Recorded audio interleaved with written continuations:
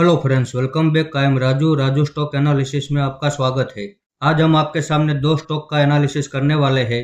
तो सबसे पहले हम शुरुआत करते हैं जिसका नाम है यूनाइटेड ब्रेवरेजेस लिमिटेड। इसका शॉर्ट नेम है यूबीएल। अब इसका वीडियो हमने 7 महीने पहले बनाया था, तब उसका भाव 1780 रुपये के पास चल रहा था और उस वीडियो में हमने आपको ये बताया था कि इसमें अभी और गिरावट हो सकती है। और उसी गिरावट को ध्यान में रखते हुए हमने उस वक्त 7 महीने पहले इसमें एंट्री नहीं ली थी और हमने इसमें गिरावट होने का इंतजार किया। तो आप देख लीजिए कि वो 1780 से गिरावट करते हुए अभी 1325 रुपये के पास ट्रेड कर रहा है। आइए तो सबसे पहले हम इसके फंडामेंटल देख लेते हैं, बाद में इसके चार्ट की टेक्निकल पैटर्न की बात करेंगे। अब इसकी शेयर होल्डिंग पैटर्न हम देखें तो पब्लिक के पास तकरीबन 5% जितनी होल्डिंग है, उसमें भी 1% जितनी होल्डिंग तो बड़े इन्वेस्टर के पास है। गवर्नमेंट के पास 1% जितनी होल्डिंग है, डीआईएस के पास 18% जितनी होल्डिंग है और एफआईएस के पास 5% जितनी होल्डिंग है। बाकी की सारी होल्डिंग प्रमोटर के पास मौजूद है। इसके आगे इसकी बैलेंस शीट हम देखें तो इस कंपनी के ऊपर 1317 करोड़ का कर्ज है। उसके सामने 4496 करोड़ का रिजर्व है। अब रिजर्व भी कैसा, हर साल इस कंपनी में रिजर्व बढ़कर ही आ रहा है। 2015 से लेकर अब तक का रिजर्व का डेटा आप देख लीजिए, हर साल इस कंपनी में रिजर्व बढ़ रहा है। तो इस हिसाब से इनकी बैलेंस शीट काफ़ी मजबूत और दमदार है। उसके आगे प्रॉफिट एंड लॉस सेगमेंट में हम देखें तो ईयर ऑन ईयर ये कंपनी कंपलसरी प्रॉफिट कर रही है और ये कंपनी हमें अच्छा खासा डिविडेंड भी दे रही है। तो जैसे आपने देखा कि इसके फंडामेंटल तो बहुत ही ज़्यादा पावरफुल और दमदार है, उसके सामने इसका चार्ट भी उससे भी ज़्यादा पावरफुल और दमदार है। अब 2009 से लेकर अब तक का चार्ट आप देख सकते हैं, ये हायर हाई हायर लो के पैटर्न से ऊपर की ओर मूवमेंट कर रहा है। ये गिरावट करता है, बड़ी गिरावट भी करता है, लेकिन जैसे ही ये बाउंस बैक करता है तो अपने पिछले ऑल टाइम हाई को ब्रेक करके एक नया ऑल टाइम हाई भी ये बनाता है। अब इसके चार्ट में जो टेक्निकल पैटर्न चल रही है, उस टेक्निकल पैटर्न के हिसाब से ये गिरावट करके अभी हमारे पहले सपोर्ट के पास आ चुका है।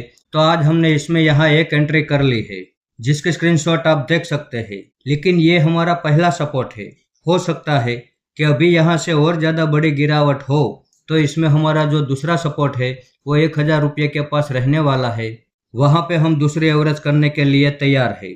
मान लो अगर वर्ष के सिनारियो में और ज़्यादा बड़ी गिरावट होती है तो इसमें हमारा जो तीसरा सपोर्ट है वो 700 रुपये के पास रहने वाला है। वहाँ पे हम तीसरी एवरेज करने के लिए भी तैयार है। अब ये किस लेवल पे अपना बॉटम बनाता है ये हम उसके ऊपर छोड़ देंगे।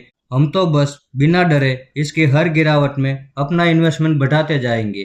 अब इसमें हमारा जो टारगेट है वो 2500 रुपये के पास रहने वाला है। 2500 रुपये के भाव में हम 75% होल्डिंग एग्जिट कर देंगे और बाकी बची 25% होल्डिंग लॉन्ग टाइम के लिए छोड़ देंगे। अब इसकी चार्ट पैटर्न क्या कहती है कि ये गिरावट में कम से कम 6 महीना और ज़्यादा से ज़्यादा 1.5 साल, बस इतने ही टाइम फ्रेम में ये अपना डाउन ट्रेंड खत्म कर देता है। और उसके बाद जब ये बाउंस बैक करके नई तेजी की रैली चालू करता है तो कम से कम 6 महीना और ज़्यादा से ज़्यादा 1.5 साल, बस इसी टाइम फ्रेम में ये अपनी नई तेजी में नया ऑल टाइम हाई बना देता है। अब इसने 2025 में 2300 का ऑल टाइम हाई बनाया था और वहां से उसने अपना डाउन ट्रेंड चालू कर दिया था और इस डाउन ट्रेंड में अभी 1.5 साल जितना टाइम फ्रेम तो हो चुका है। तो हो सकता है कि अब इसके टाइम फ्रेम के हिसाब से यहीं कहीं पे बॉटम बना के वापस ऊपर चलना शुरू कर देता है तो बड़ी अच्छी बात है।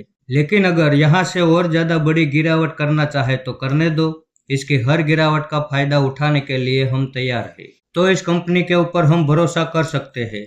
आइए तो अब देख लेते हैं हमारा अगला स्टॉक जिसका नाम है राधिका ज्वेल टेक लिमिटेड।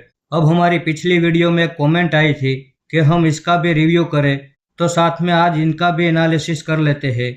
अब इसके फंडामेंटल में शेयर होल्डिंग पैटर्न हम देखें तो पब्लिक के पास 42% जितनी होल्डिंग हमें यहाँ पे नजर आ रही है, लेकिन उसमें भी 16% जितनी होल्डिंग तो बड़े इन्वेस्टर के पास है। तो पब्लिक के पास केवल 26% जितनी होल्डिंग है। एफआईएस के पास 0.14% की होल्डिंग है, बाकी की सारी होल्डिंग प्रमोटर के पास मौजूद है। इसके आगे इसकी बैलेंस शीट हम देखें तो इस कंपनी के ऊपर 58 करोड़ का कर्ज है।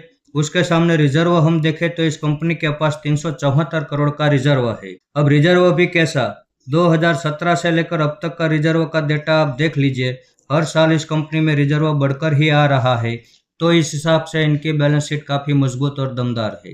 इसके आगे प्रॉफिट एंड लॉस सेगमेंट में हम देखें तो ईयर ऑन ईयर ये कंपनी कंपलसरी प्रॉफिट कर रही है और इस साल इस कंपनी ने जो प्रॉफिट किया है वो अब तक की हिस्ट्री में सबसे हाईएस्ट प्रॉफिट है। तो इसके फंडामेंटल बहुत ही ज़्यादा पावरफुल और दमदार है। अब 2022 से लेकर अब तक का चार्ट आप देख सकते हैं।